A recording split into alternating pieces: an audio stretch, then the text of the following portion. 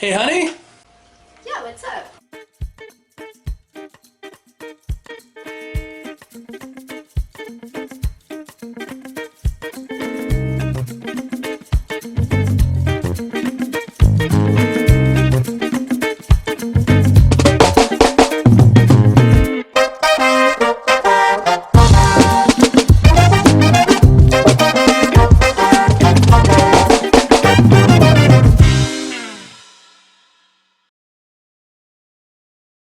Hey everybody, it's your board barista Fen, and this is Geeky Grind, a show where I talk nerdy to you all once a week. And yeah, so haven't been doing any mini painting or anything like that. You saw the one bit of painting I did on Friday Featurette this week with the planets. So I haven't been doing a lot of like hobby side gaming stuff. I've been doing a lot more recently of actually playing gaming stuff, like last week where I talked with you about Goblin with a fat ass. And a couple months before that, I had ran a Monster of the Week adventure. And I've realized that there's a theme going on with a lot of my D&D playing recently. I've been really into one-shots. Just a simple one-night story. We don't have to have this big overarching campaign. We just got a mission to accomplish, and we go, we do it. Everybody's happy, everybody has a great time, everybody has some fun. It's not a serious play, which allows it to be a lot more freeing than this complex overarching story that we're trying to create and trying to force by running the D&D campaigns. And I figured that I was going to come up with another one-shot to run using some of my one-shot gaming rules. And my next D&D-ish adventure one-shot is actually going to be a Ninja Burger game. Yes, the very first founding retro review episode decided it's time to pull Ninja Burger back out. Let's do some fun with some stuff. I've also got for another one-shot adventure game rules book, this the Ultimate Micro RPG book. It was edited by James D'Amato. I got a bunch of James D'Amato's role-playing guidebooks that he's published. Got a bunch of those, like ultimate world building and ultimate character backstory book. And this RPG is a bunch of RPGs made by other people, including James. He just edited and put it together. These are less role-playing, as in roll the dice, but more as in storytelling. They're much more a collaborative storytelling game than your traditional, we're going to go and cast magic spells and fight monsters, which is what my group is into. That's why Goblin and Monster of the Week both were very good success stories, very fun, simplified combat rules of you do it or you either do it or you fail, or you do it in a somewhat failing manner. So I'm like, okay, Ninja Burger is definitely going to be up their alley. So I know what system I want to run. And if you've been watching the retro reviews, you should have heard about me reviewing the Dungeon magazine that had the cinema complex in the back of it. And I was saying I wanted to keep that adventure and use it for one of my next one-shots, along with the bowling alley and the the high school. And I'm thinking Ninja Burger, the movie theater one, would totally be the best place, because where else are people going to like hire delivery people to sneak the food into, but it not be like some secret government base or some crazy outlandish sci-fi fantasy spy location? So I was just like, you know what? It's a simple thing that this Ninja Burger is listed on Uber's Eats, and you have, I want to say like, a pool. I'm probably going to come up with like, probably about like 12 different missions for everybody to try to accomplish. That way everybody gets 3 chances to succeed at delivering their Ninja Burger product, and have it be a kind of thing of if somebody really is good, and have it be like a little mini game in between them that they're scoring points each time that they deliver a successful delivery, that we can award them a point-based thing, and then do some of the RPGA style score sheets to award some bonus points for, you know, best in character, best knowledge of like the you know, best role play, best fight scene. You know, do like some cinematic like award show awards at the end of the game. So I'm planning on coming up with a Google Doc questionnaire that I can send the link to the players after we get done, so everybody can have like, you know, a quick 10-minute vote session. Then be able to have the debrief after the game. It's like, okay, you guys are done. I want you to go online on your phones right now and fill out this questionnaire, and I'm going to share the results and share who actually won the night, and make it be more like an RPG board game. And you know, this is like the ideas that I'm starting to have for one-shots. The other ideas I've been having have really been coming a lot from like In Search of Tomorrow and In Search of Darkness. My Goblin adventure, I was definitely inspired. I was like, the idea was to be inspired by the Honey, I Shrunk the Kids, the incredible shrinking theme of a lot of the fantasy movies in the 1980s, where everything was getting small and you'd have like mundane creatures, but they'd be giant, huge monsters that the people would have to fight. I thought that would be a really cool game sphere to investigate. Sadly, of course, my players just went off the rails with it, but we still had fun of them adventure, and one of them basically adventuring inside a giant pinball machine, while the other ones are like being the comedic distraction. So it kind of came out a little bit like Inner Space, where we got 2 separate movies going on at the same time. The Shrunken World adventure story with the comedy story going off in the normal size world. So that was cool. And for Monster of the Week, I did a direct sequel, like a Gremlins 1.5 adventure, which was kind of like Gremlins meets X-Files. And I think that was pretty fun. But there's definitely a lot of room for other type of sci-fi and fantasy inspired stories that I could just steal from classic movies. I mean, one of my favorite writers, Robert Heinlein, always talked about, if you want to write a good story, find one you like and file the serial numbers off of it. And I'm sitting here thinking, it's like, well, that same philosophy works for doing a good one-shot, is to find like a movie that you like and don't even file the serial numbers completely off. I mean, there's no copyright police that's going to come around to your house and be like, oh, you use that character, you owe us a ton of money. No, it's your home fun game. You're doing it for yourself. It's a little bit of fan service. It's fan fiction role playing. You know, you can have that fun and bring those stories into your games. And by doing that, especially with the Gremlins one-shot, because it was so clearly, like, as they pieced the clues together, the heroes, my players, knew that they're doing Gremlins. And they were able to play along with it enough to be like, well, we got to figure out, how do we defeat these things? Okay, I know what's going on here. We know we're fighting Gremlins. We know we got to get them in sunlight or electricity or fire. Some way we got to destroy them. We can't let them get wet, and we can't let them.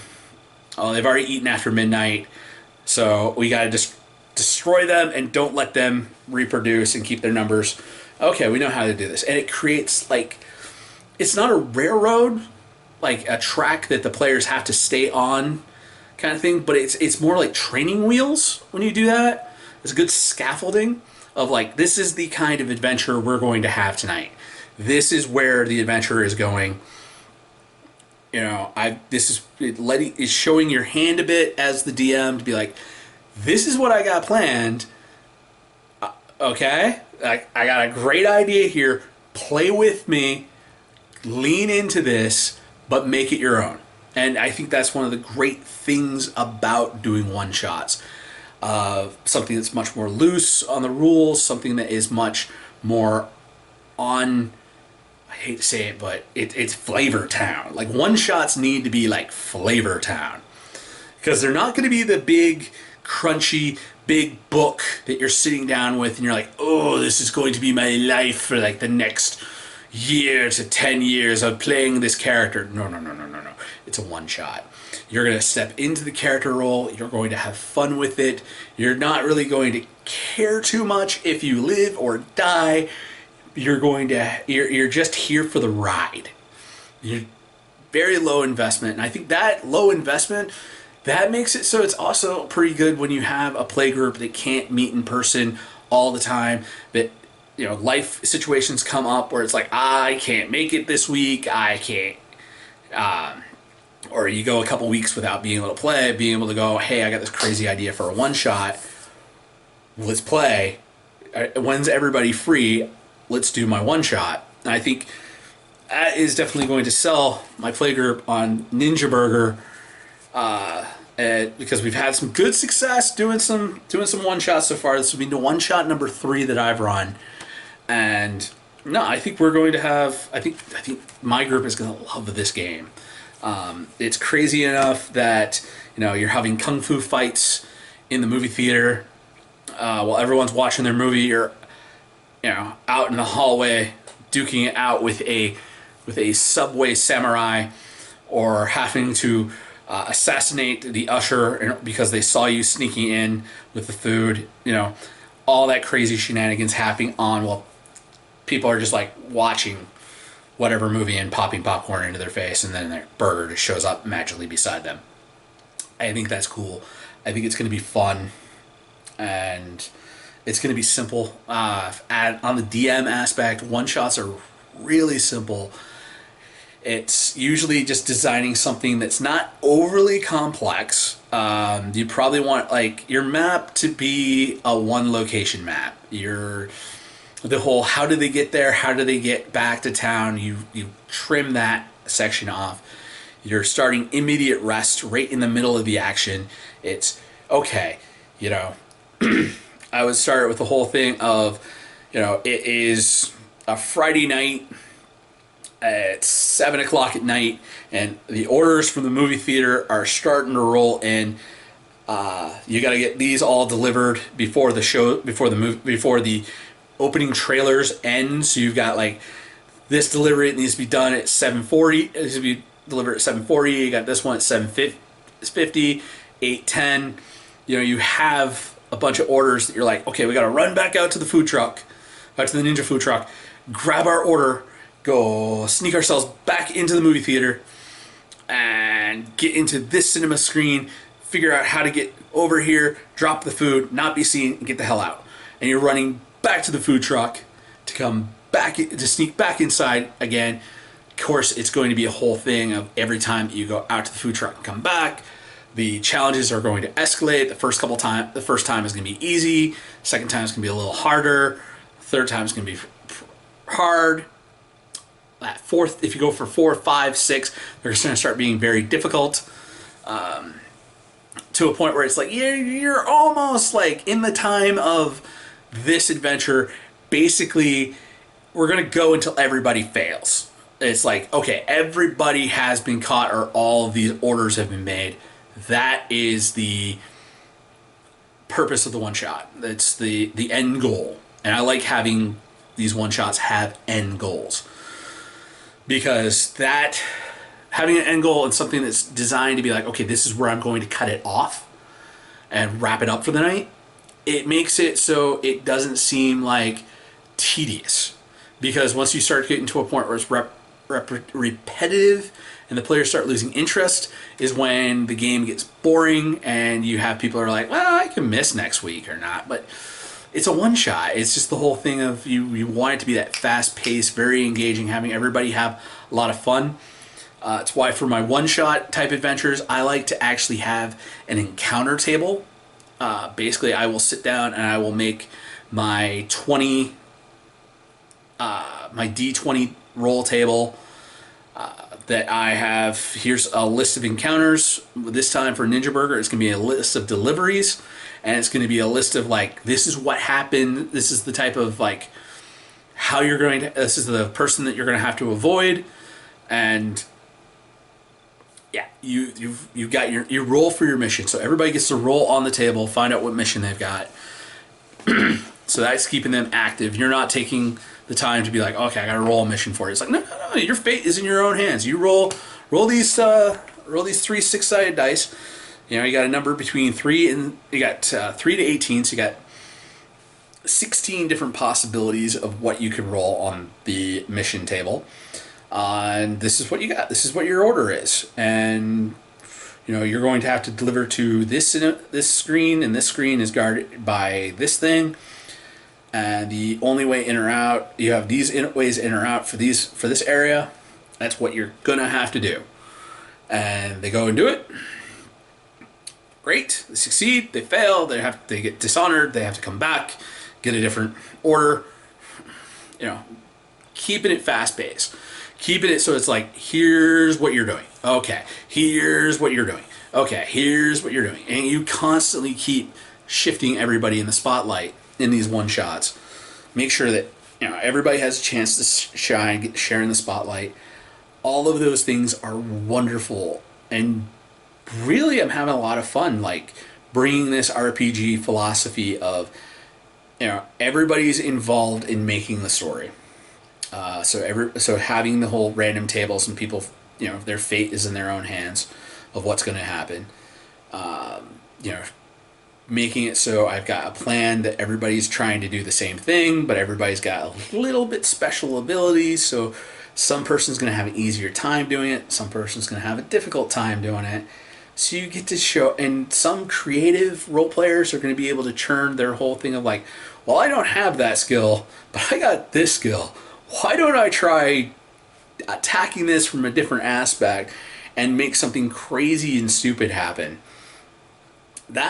That's really, really brought out my love for one-shots. And I'm going to keep cycling through at least Ninja Burger and Monster of the Week. I do want to play another Monster of the Week adventure in the near future. I just want to cycle back to it after I run a few other one-shot adventures. Be able to be like, okay, remember the Monster of the Week setting? I kind of want to go back to that. And maybe get everybody to make some characters that we can reuse a couple times and just do like episodic adventures where it's the same cast, but it's an easy, self-contained, this is one story, a one-shot of the night, one and done. Okay, we might come back to these characters. Keep the characters because we'll keep coming back to them every once in a while, but it's not going to be the whole thing of like you're playing the same character every week. We're bouncing around, we're having fun, we're doing crazy stuff, and a lot like channel surfing old 80s sci-fi and fantasy and monster movies on a Saturday night, flipping between TNT and USA, up all night watching all these crazy goofball shenanigans and adventures happening. So I'm loving it. If you've got a recommendation for a one-shot adventure gaming system, please leave that in the comments down below. Thank you for listening to me ramble and talk about my love for one-shots and hearing my one-shot RPG philosophy that I'm using in my game. And if you want to talk some more, also feel free to comment down below. Ask me any questions you've got or things that I might have not said so clearly that you need a little more explanation. Just use the comment section down below. We'll have a chat. And I think maybe Geeky Grind's going in a little sideways direction. Maybe we're going more RPG for a while. Maybe I'll have a few more of these sit and chats about my RPG philosophy. My RPG theology, if you will, in the future. So, peace. Hey everybody, thanks for staying till the end of the episode. Remember to like, share, subscribe. Follow us on Facebook at Board Barista Productions. And if you want to support us, Patreon link at the bottom.